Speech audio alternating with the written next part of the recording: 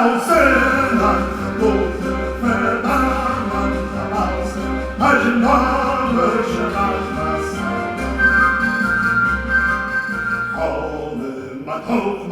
Babacığım Sinan, hacda neyim var? Savun sinkaniş, savun, savun şarj.